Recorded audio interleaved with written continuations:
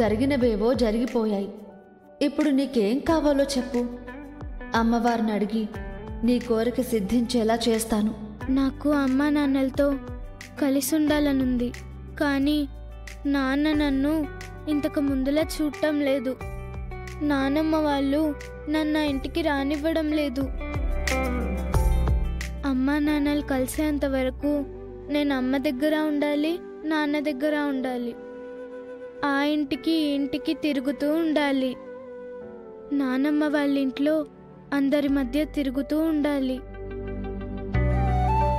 కానీ నన్నెవరూ తిట్టకూడదు, ఏమీ అనకూడదు. అమ్మా నాన్నల్ని దగ్గర చేయడానికి, నానమ్మ వాళ్ళ మనసు మార్చడానికి వీలు కుదిరేలా ఉండాలి. ఇదే నా కోరిక. ఇదెలా సాధ్యమవుతుంది? ఈ రోజే డౌన్లోడ్ చేయండి. మీ ఫేవరెట్ షోస్ చూడండి.